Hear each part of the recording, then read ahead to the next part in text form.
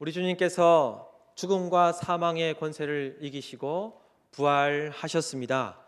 앞뒤 좌우분들과 다시 한 번 더 인사하시도록 하겠습니다. 우리 주님 부활하셨습니다 라고 인사 한 번 더 하겠습니다. 아멘.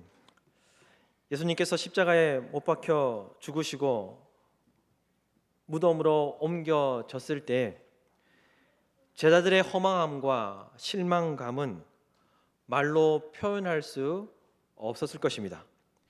자신들이 3년 동안 그렇게 믿고 따랐던 예수님이 죽었기 때문에 아마도 자신들의 삶이 부정되는 것 같은 그런 심정이었겠죠.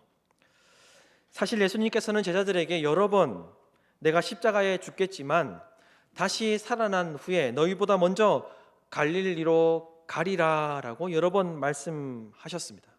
그러나 제자들은 그 예수님의 그 말씀을 기억하지도 못했고 그 말씀을 믿지도 못하였던 것이죠.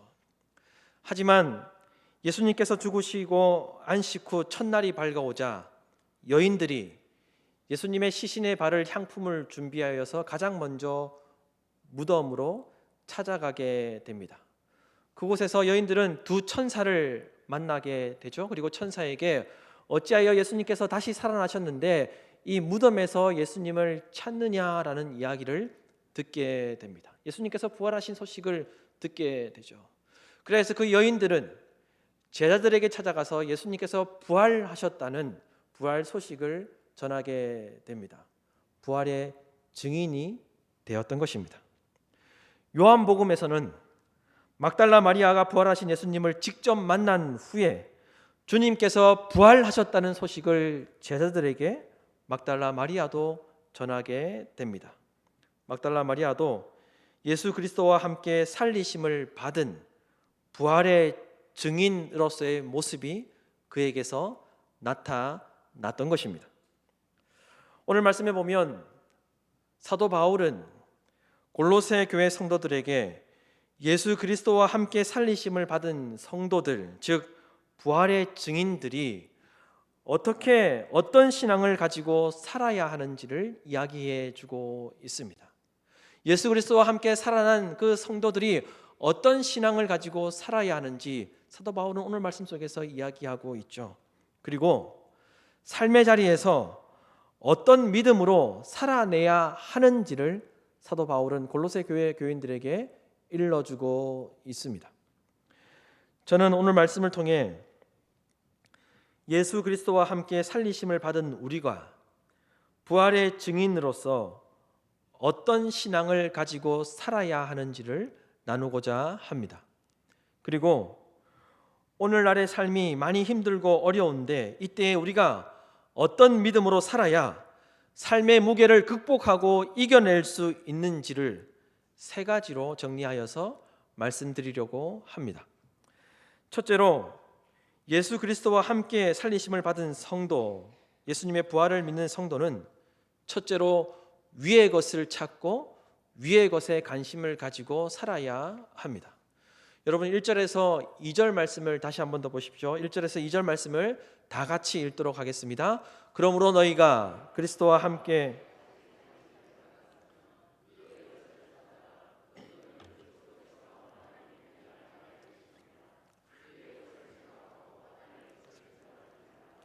아멘.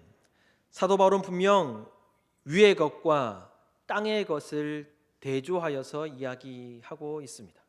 그러면서 위의 것을 찾으라, 위의 것을 생각하고 땅의 것을 생각하지 말라라고 분명하게 이야기하였죠. 예수 그리스도와 함께 살리심을 받은 성도라면 누구나 다 위의 것을 찾아야 하고 위의 것을 생각하고 위의 것을 땅의 것을 생각하지 말아야 한다는 것입니다. 부활한 것으로, 부활의 소망이 우리에게 있는 것으로, 내가 예수 그리스도를 믿고 구원받은 것으로 그리스도인들의 인생이 끝나는 것이 아니라 그리스도인의 인생이 예수 그리스도와 함께 살아났다면 위의 것을 찾아야 하고 위의 것을 생각하고 땅의 것을 생각하지 말아야 한다는 것입니다. 예수님께서 십자가에 달려 돌아가신 데에는 분명한 목적이 있으셨는데 그것은 단순히 하나님께서 인간을 얼마나 사랑하시는지 보여주시기 위함만은 아니었습니다. 단순히 하나님이 얼마나 사랑하시는지 보여주시기 위해서 예수님께서 십자가에 못 박혀 돌아가셨던 것이 아니었다 말입니다. 고린도후서 5장 14절에서 15절 말씀에 보면 이렇게 기록하고 있습니다. 그리스도의 사랑이 우리를 휘어잡습니다. 우리가 확신하기로는 한 사람이 모든 사람을 위하여 죽으셨으니 모든 사람이 죽은 셈입니다. 그런데 그리스도께서 모든 사람을 위하여 죽으신 것은 이제부터는 살아있는 사람들이 자기 자신들을 위하여 살아가도록 하려는 것이 아니라 자기들을 위하여서 죽으셨다가 살아나신 그분을 위하여 살아가도록 하려는 것입니다. 그리스도께서 모든 사람을 위하여 죽으신 것은 이제부터는 살아있는 사람들이 자기 자신들을 위하여 살아가도록 하려는 것이 아니라 자기들을 위하여서 죽으셨다가 살아나신 그분을 위하여 살아가도록 하려는 것입니다. 예수님께서 십자가에 돌아가셨던 이유는 예수 그리스도께서 십자가에서 죽으시고 부활하심을 통해 구원받은 사람들이 이제는 자기 자신을 위해서 살아가도록 하시기 위함이 아니라 예수 그리스도를 위해서 살아가도록 하시기 위해서 십자가에서 죽으셨고 부활하셨다라고 주님이 말씀하신 것이죠. 이러한 분명한 이유가 있었기 때문에 사도 바울은 예수 그리스도와 함께 다시 살리심을 받았다면, 부활을 믿는다면 성도는 위의 것을 찾아야 한다, 위의 것을 생각하는 삶이 되어야 한다라고 이야기하였던 것입니다. 그렇다면 사도 바울이 이야기하는 위의 것은 무엇입니까, 여러분? 사도 바울이 이야기한 위의 것은 무엇을 말하는 것입니까? 다른 말로 이야기하면 하늘의 것, 하나님의 것이라고 할 수 있는데 이것은 무엇을 말하는 것이겠습니까?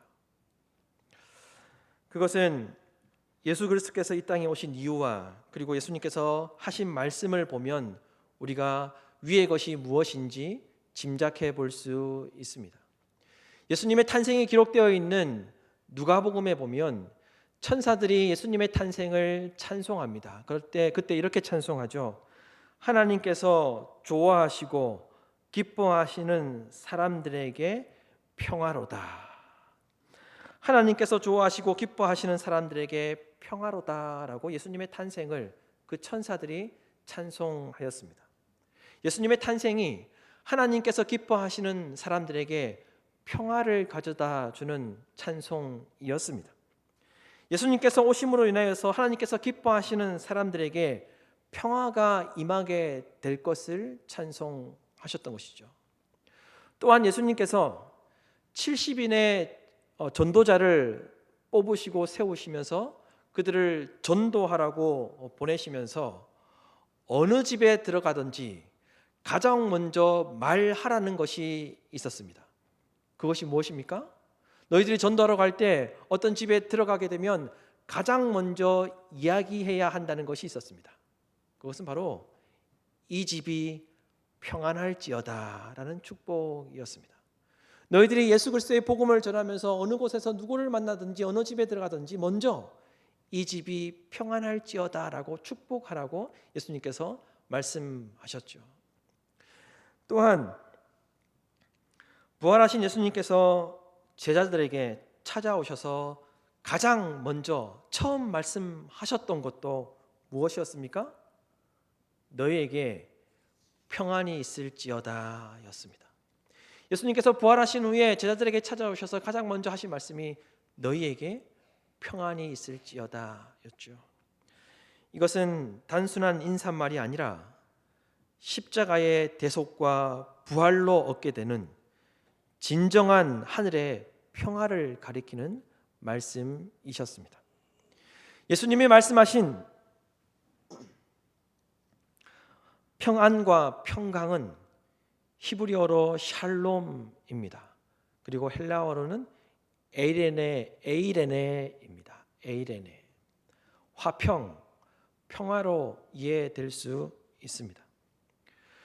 오늘 읽은 말씀이 골로새서 3장인데 골로새서 3장 15절 말씀에 보면 이렇게 기록하고 있습니다. 그리스도의 평강이 너희 마음을 주장하게 하라. 그리스도의 평강이 너희 마음을 주장하게 하라.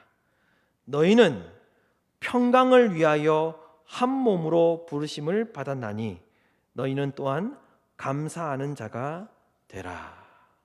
너희는 평강을 위하여 한 몸으로 부르심을 받았다라고 말씀하고 있죠. 사도 바울도 성도는 평강을 위해서 부르심을 받았다라고 이야기하고 있습니다. 그리고 그리스도의 평강이 너희 마음을 주장하게 해야 한다라고 그렇게 이야기하였죠. 사도 바울이 골로새서에서 말하는 위의 것은 무엇을 말하는 것입니까? 바로 평강이었습니다. 평강이 너희의 마음을 주장하게 하라는 것이었습니다. 하나님의 평강이 너희 가운데 임하기를 찾고 구하고 그것을 생각하라고 이야기하였던 것입니다. 여러분, 사도 바울은 성도들에게 위의 것을 찾으라라고 하였습니다. 이 찾으라는 헬라어는 예수님께서 마태복음 7장 7절에 찾으라 그리하면 찾아낼 것이요 라고 말씀하셨는데 그때 예수님께서 말씀하셨던 그 찾으라는 단어와 같은 헬라어입니다. 그 뜻은 원하고 바라고 소망하라는 그런 의미가 있습니다. 위의 것을 원하고 바라고 소망해야 한다는 것을 이야기한 것이죠. 그리고 2절 말씀에 위의 것을 생각하라고 하였는데 이 생각이라는 이 말도 집중하다, 관심을 가지다, 높이 평가하고 존중하다는 그런 뜻을 가지고 있습니다. 위의 것에 집중하는 삶을 살아야 한다.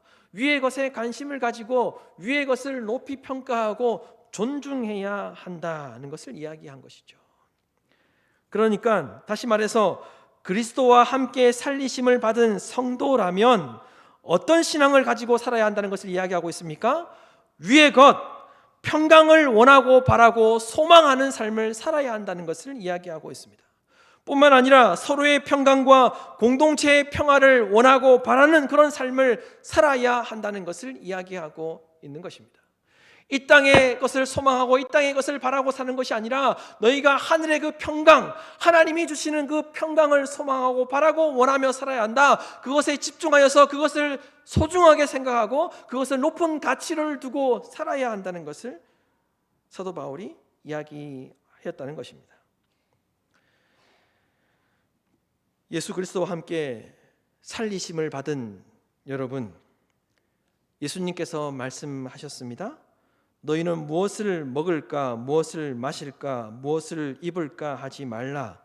이는 다 이방인들이 찾고 구하는 것이다 라고 말씀하셨습니다. 요즘 같은 시대에 살아내는 것이 너무나도 힘들어서 우리는 항상 어떻게 살지? 무엇을 먹고 살아야 하지? 어떤 것을 하며 살아야 하는지를 늘 관심 갖고 늘 구하게 됩니다. 무엇인가를 해보려고 해도 새롭게 도전하는 것이 두렵고 어려운 이때 우리의 마음은 항상 땅의 것에 소망을 두고 살아가고 있다는 것이죠. 그래서 우리의 삶과 우리의 마음을 지키는 것이 쉽지 않습니다. 하지만 반대로 여러분 어떻습니까? 모든 것을 소유하고 모든 것을 누리고 있다고 해서 우리의 생각과 우리의 마음을 지킬 수 있습니까?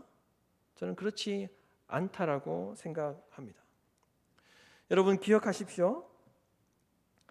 예수 그리스도께서 저와 여러분을 위해 십자가에 못 박혀 돌아가셨던 이유는 우리로 하여금 자기를 위하여 살도록 하시기 위함이 아니라 예수 그리스도를 위하여 살도록 하시기 위해서 십자가에 못 박혀 돌아가셨습니다. 따라서 성도는 어떤 삶을, 어떤 믿음을 가지고 살아야 합니까? 위의 것을 소망하고 바라며 그것에 관심을 갖고 살아야 한다는 것입니다. 위의 것을 소망하고 하나님의 평강, 하늘의 평강을 소망하고 바라고 살아야 그 삶의 자리 가운데 해답을 찾을 수 있다는 것을 사도 바울은 우리에게 일러주고 있습니다. 요한복음 14장 말씀에 보면 예수님께서는 또 다른 보혜사를 하나님께서 너희들에게 보내어 주실 것이다 라고 말씀하시면서 영원토록 너희와 함께 있게 하실 것이다 라고 그렇게 말씀하셨습니다. 그리고 이어서 말씀하셨습니다. 평안을 너희에게 끼치노니 곧 나의 평안을 너희에게 주노라. 내가 너희에게 주는 것은 세상이 주는 것과 같이 아니하리라. 예수님께서 이 땅을 떠나실 때 또 다른 보혜사를 하나님께서 보내어 주실 것인데 그 또 다른 보혜사가 너희들에게 와서 영원토록 함께 있을 것이다 라고 말씀하셨습니다. 그러면서 평안을 너희에게 끼치노니 곧 나의 평안을 너희에게 주노라. 내가 너희에게 주는 것은 세상이 주는 것과 같이 아니하리라. 여러분, 땅의 것을 바라고 소망하며 살아가면 이 땅에서 평강과 평안을 누릴 수가 없습니다. 하나님의 평강, 위의 것을 소망하며 살아야 우리의 삶 가운데 진정한 평강을 누릴 수 있다는 것입니다. 여러분의 삶 가운데 하나님의 평강이, 하늘의 평강이 또한 가득하기를 간절히 바랍니다. 따라서 여러분, 예수 그리스도와 함께 살리심을 받은 성도는 개인뿐만 아니라 이웃과 사회, 그리고 가정과 교회 공동체에 평강이 나타나도록 가장 먼저 찾으며 그것을 원하고 바라며 기도하는 삶을 살아야 할 줄로 믿습니다. 또한 예수님께서 십자가에 못 박혀 돌아가시면서 그 이유는 나를 위해서 사는 것이다 라고 말씀하셨던 것처럼 저와 여러분은 실제적인 평강의 도구로 사용될 수 있도록 우리의 삶을 하나님께 드려야 할 것입니다. 둘째로 예수 그리스도와 함께 살리심을 받은 성도는, 예수님의 부활을 믿는 성도는 예수 그리스도와 함께 하나님 안에 감추어져 있음을 믿으며 살아야 합니다. 여러분 3절 말씀을 다시 한 번 더 보십시오. 3절 말씀을 다 같이 읽도록 하겠습니다. 이는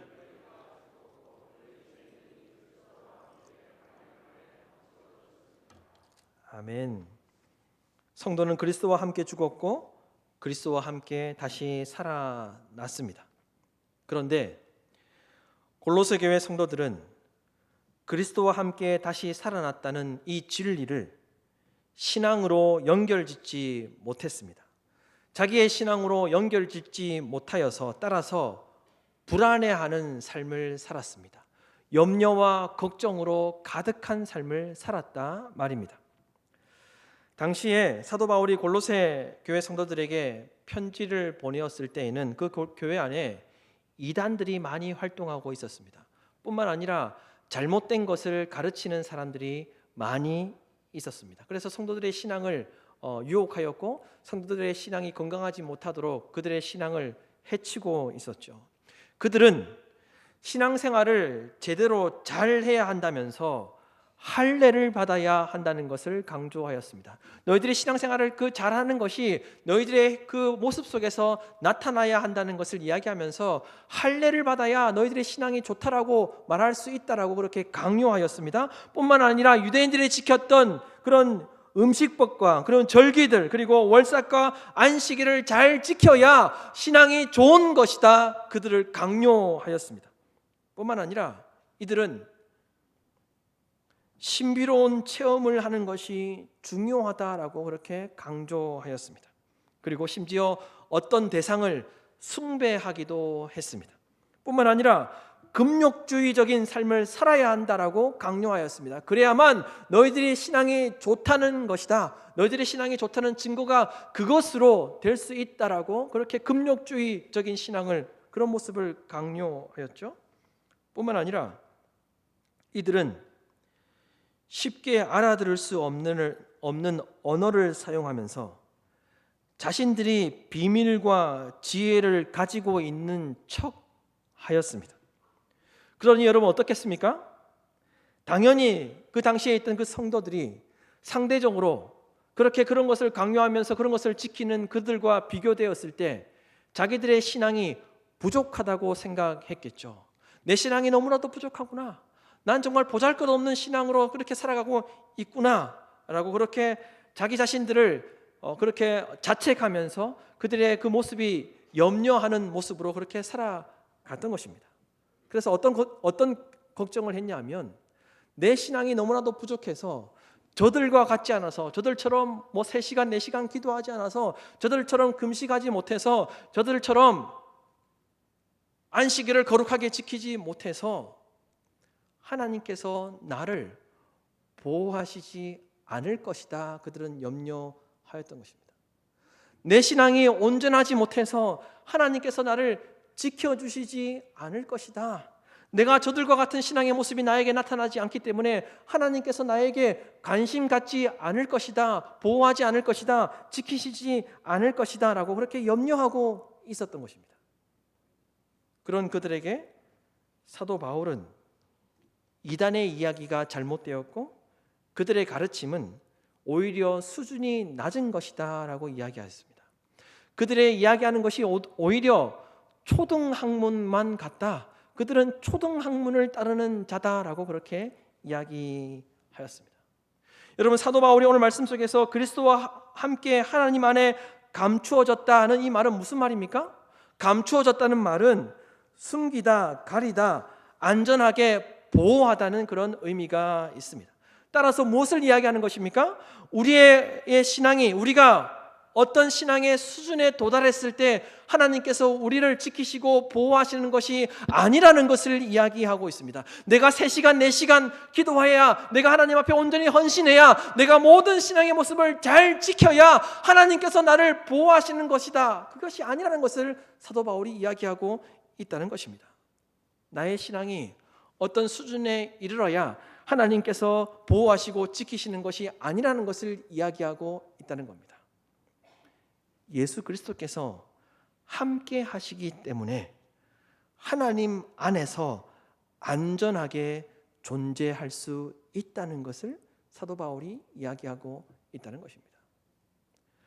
그리스도와 함께 다시 살아났다면 우리의 모습 속에 우리의 모습이 하나님의 보호하심과 지키심을 받도록 하는 것이 아니라 그리스도께서 함께 하시기 때문에 하나님께서 너희들을 보호하시고 지키신다는 것을 말씀하고 있는 것이죠. 신학자 테너 힐은 이런 말을 했습니다. 성도의 인생은 예수 그리스도 안에서 이미 하늘에 속해 있다. 성도의 인생은 예수 그리스도 안에서 이미 속해 있다. 우리가 기도하지 못하다가 1시간 기도한다고 해서 하나님께서 우리를 지키시고 보호하시는 것이 아니라는 것입니다. 1시간 기도하는 사람보다 2시간 기도하는 사람을 하나님께서 더 보호하시고 지키시는 것이 아니라는 겁니다. 금식하지 않는 사람이 금식할 때 하나님께서 더 지키시고 보호하시는 것이 아니라는 겁니다. 예수 그리스도와 함께 하기 때문에, 예수 그리스도께서 함께 하시기 때문에 우리의 모습과 상관없이 하나님은 저와 여러분을 지키신다라고 이렇게 말씀하시는 것이죠. 여러분, 우리가 어떤 신앙의 경지에 올라야, 그리고 신비한 체험을 하고 놀라운 은사가 나타나야 하나님께서 저와 여러분을 보호하시고 지키시는 것이 아닙니다. 우리가 예수 그리스도 안에 있기 때문에, 우리가 예수 그리스도와 함께 하기 때문에, 하나님께서 우리와 예수 그리스도와 함께 하도록 보내주셨기 때문에 하나님께서 우리를 지키시고 보호하신다는 것을 믿으시기를 바랍니다. 셋째로 예수 그리스도와 함께 살리심을 받은 성도는 셋째로 예수 그리스도께서 나타나실 때 영광스럽게 나타나게 될 것임을 믿어야 합니다. 여러분 4절 말씀입니다. 4절 말씀을 다 같이 읽도록 하겠습니다.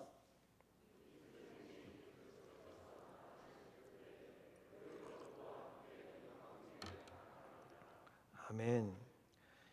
예수 그리스도와 함께 살리심을 받은 성도는 예수님과 따로 떼어서 생각할 수 없는 존재가 되었다는 것을 이야기하고 있습니다. 여기서 나타나는 말은 드러내다는 뜻으로 공개적으로 드러나다는 것을 의미합니다. 예수 그리스도께서 반드시 영광으로 나타나시고 드러나실 텐데 예수 그리스도와 함께하는 성도도 때가 되면 하나님께서 영광을 받도록 드러내게 된다는 것을 이야기하고 있는 것이죠. 예수님께서 영광을 받으신 것 같이 예수님께서 드러나실 그때가 되면 성도도 함께 영광을 받게 될 것이고 또한 드러나게 될 것이다 라고 사도 바울은 이야기하고 있습니다. 여러분, 사도 바울이 골로새 교회 성도들을 향하여서 예수 그리스도를 강조하고 있습니다. 그리고 함께라는 단어를 강조하여서 언급하고 있듯이 예수 그리스도와 함께 살리심을 받은 성도는 예수 그리스도가 삶의 중심이 되어야 할 줄로 믿습니다. 예수 그리스도와 항상 함께하는 것이 인생의 목적이 되어야 합니다. 예수 그리스도와 함께 살리심을 받은 성도는 위의 것을 바라고 소망하며 평강을 위하여 부르심을 받았다는 것에 대한 최고의 가치를 두고 살아야 한다는 것을 여러분 기억하시기를 바랍니다. 그것을 위해서 예수님께서 십자가에 못 박혀 돌아가셨습니다. 또한 하나님께서 예수 그리스도와 함께 다시 살리신 저와 여러분을 보호하시고 지키시며 높여주시고 드러나게 하신다는 것을 꼭 기억하시고 살아가시기를 바랍니다. 이와 같은 사실을 기억하시고 살아가심으로 기쁨과 영광이 나타나는 복된 인생들 되시기를 주님의 이름으로 축원합니다.